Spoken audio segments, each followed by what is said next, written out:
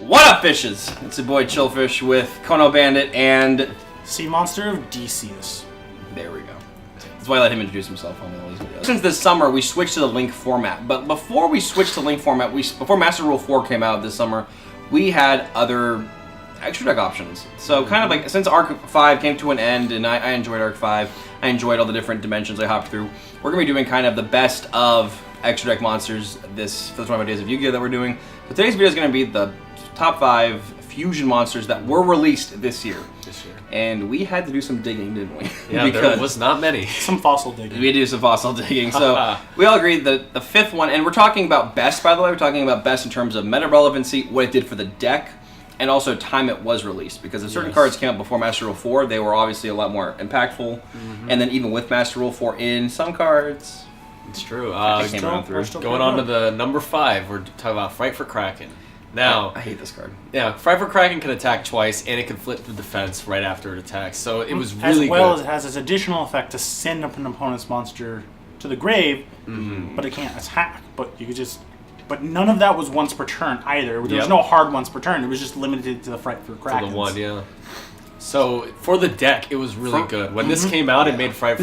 This was pre-Master Rule 4. Yeah. So it did a lot. It was really tricky to get around. The best part about it was so easy to make. Yep, because it was generic. It wasn't like the... what was the cost for it? An Edge monster and a Edge and Fluffle. It wasn't like the other ones where they you need Fluffle Bear and an Edge Imp. An Edge Imp Scissors and whatever else. Yeah, you just needed one. So people started using just Chain, which made it so much easier to get the resources. The resources, was 2 Chain, 1 Scissors.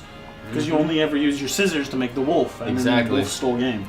But even then, you still didn't need to make Wolf half the time because Kraken fulfilled the same role, had more attack. We decided to make this one number 5 is because for the deck, it pushed it up so much more into it. Honestly, if we didn't have Master Rule 4, this could have. I think that could have been a good rogue deck, to be very honest. Number 4 is another deck that came out, and again during the Arc V era. This was one of our, I think it was one of our very first deck profiles we actually did on our channel. It was. This is like a month before Master Rule 4 came out, I think. Before you were even officially on the channel too. Yeah, I know, right? As this is independent Nightingale. They're less independent Nightingale.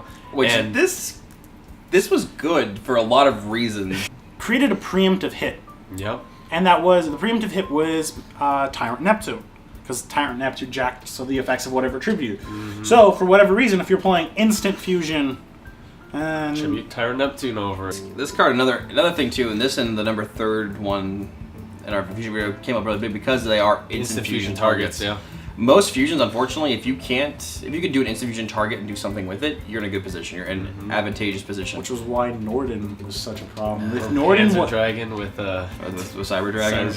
And that was fun too. But with Nightingale, it was good because you could fusion some of all the material. You could burn and stuff. You could use it. You could overlay with it too. You could overlay to the next thing with it. You could target it. Also, Restrict was at 1 at that time. Yeah, it paired well with Thousand Eyes Troopers, another instant fusion target, bunch of rank 1 stuff. And for a little deck like Lyralisks that never made it really in the real meta realm, but that one fusion, if you don't know how to face that fusion, you could be in a really tough situation. Yeah. Number 3, this one really had out the gate phenomenal results and was using a lot of things. Sea Monster of Theseus, and that was this. I think one thing that I think we didn't even talk about before we started filming was this card was the warning that we knew Norden was going to get hit because Konami advertised it as, it can be targeted with instant fusion. But I remember that because I thought to myself, okay, instant fusion is now safe. Norden's going to die because of this. That's how I knew it. So already I tried to replace that. It's really weird. It's a water zombie tuner. It's just a tuner that doesn't have to go in the main deck. Yep. And the zombie, so it can do some zombie shenanigans. It's also water, so all my Mermail players out there, you could do some Sea Monster stuff with Mermails if you want to do some stuff. The big thing with it being water, there's some synchros that we just need a water stuff. I don't know why we actually need it. It being a dark or something like that would have given a lot more options. But I think it also at dark would have made it way too busted. Probably. But it did a lot, especially during Zodiac format when Norden was hit. And you could even spice in, because it was an instant fusion target, you spice into other decks like Cosmos, and you could create an Omega really quickly. Use your Farm Girl shenanigans or any other level 3.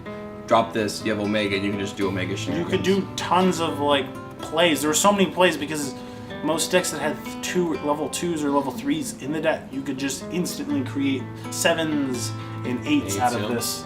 number 2, and if anybody who's played Yu-Gi-Oh this whole year probably can figure out what the number 2 ones are gonna be, or figure out what top 2. the top 2s are. And the moment we mention it, you're gonna mention number 2. Number 2, Invoke Raijin.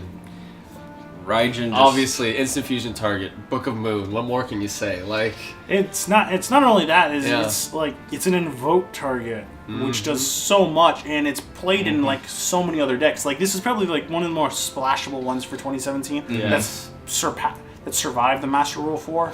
Yeah, and I just like it because it's a wind. Yeah. Straight up. So yeah, hey wind man, types, that's why you know. Wind would use it. And Wind would use that, and just a Book of Moon with legs as an instant fusion target. You don't have to commit deck space to it. With a decent body too. You don't have to commit deck space to it. You commit just instant fusion. Why don't you talk about the number 1? Because this is honestly, and then people are already gonna be like, all right, we're done. Like the number 1. This honestly, I hate this card. I genuinely hate this card. I think it was made way too over the top. And that is Invoked Makabe. Makabe, however the hell you want to pronounce it. Yeah. When most people say invoked, this is the card you think of. You think of this. This and Alistair. This Alistair Invocation, just this crazy. I don't even think of the field spell. Alright, so for those of you who don't know, so good. I absolutely despise Invoked because it's literally a 3-card engine to drop out huge extra decks. If Makabe, and the worst part is, I hate that Makabe is a light. Which is and a machine, by the way. So you have so many other targets with it. You could be cheeky and have limiter removal for crying out loud. Yeah, I've seen someone use Overload Fusion with it. Oh my god. Yup, and then because their Alistair was engraved and their Invocation was engraved because I forgot the whole reason for it. But they for whatever reason had an Overload Fusion. I think they were just playing like Cyber Dragon Invoke nonsense. Well, that's the thing too, is that you could play that. You could create. That's the thing too. You could use this card in a low tier deck like Cyber Dragons and probably push a little bit more towards game because you have another option besides just Cyber Dragon. Right. OTK. So like the big thing is it's light. There's so many light-based things. Like one of the more powerful hand traps of the format is Ghost Ogre. It's a light. And it's a light. And then you like it punishes you for being prepared. It punishes you for trying to play well. And then they're just like, oh, I can just discard whatever to match it, and it turns it off. Light, so much to back up for it. Machine's another card that adds so much support to it. So that's why it took the number 1 spot. What's like your 2 cents on the card? Yeah, you could use it in Trick Stars, man. That's how ridiculous it is. There we go. New spicy tech and Kono Bandits, deck profile. You don't even have to have like your deck have light monsters. It's just I'm just gonna play 3 ghosts. Yeah, just play. Literally, it's Effect Veiler. No, but even you can. You're on the wrong format. I'm still in 2014, guys. I never left 2014. Honestly, I wouldn't mind going back to 2014. Me too. But anyway, guys, those are our top 5 best fusions of 2017. Again, these are the cards that were released. So all you fools out there who are thinking, oh my god, what about ABC Dragon Buster, Girl Scrubs? That was released last year. So it would have been at the top. We checked this. If you guys have any other fusions that you want, hey, this was a good fusion that came out this year, or hey, this was slept on, please comment. So what do you guys think? Are there any other fusions that we missed? So again, we are doing one for XYZ, Synchros. We're going to be doing Pendulums, Link, obviously, and if any of you brave fools out there can think of any good rituals that came out this year, so please let us know, comment below, subscribe, and if you've missed the 25 days of Yu-Gi-Oh, look in the description, there'll be a link to all of the other videos that you missed. So awesome.